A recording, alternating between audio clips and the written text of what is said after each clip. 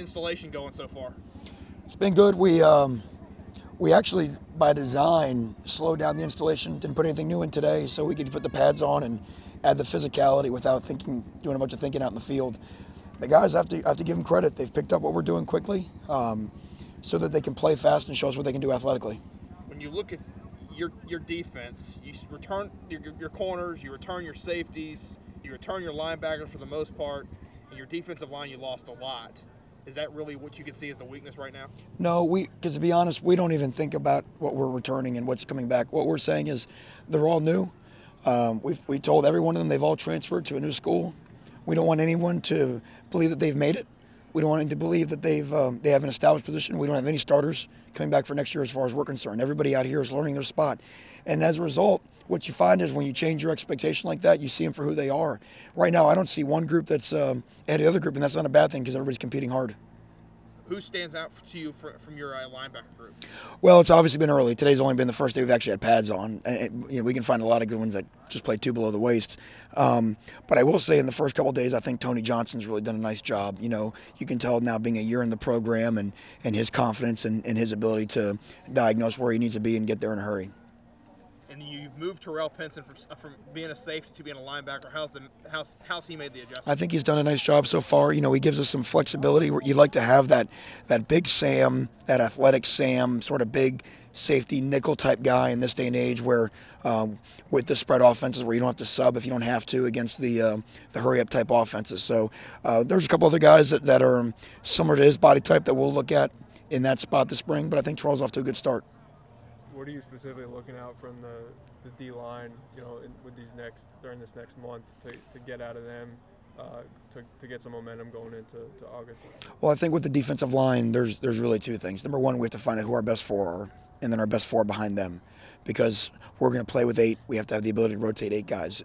Again, with the hurry-up offenses, the way that people try to attack you now, if you think you only have 4 or 6, they're going to tire you out, and when you tire out, you can't rush the passer, you can't be as effective as you need to be.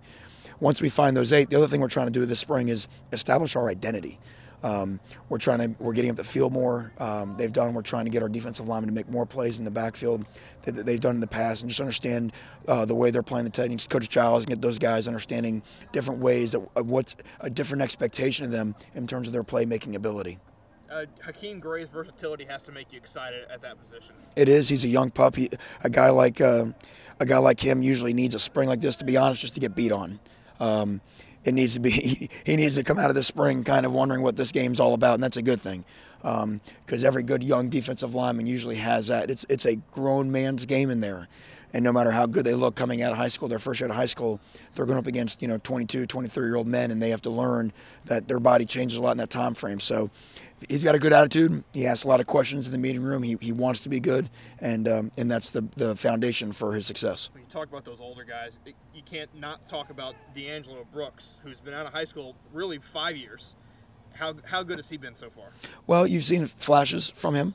And again, just with our first day in pads, where those guys now have the chance to really show over the course of the next 4 weeks what they're really about. What we're looking for is consistency. I think the big thing now is, who can come and who can bring it day after day, down for down. Especially on defense, people can make flash plays where people in the stands might notice a guy here and there, but down for down, they're getting you beat.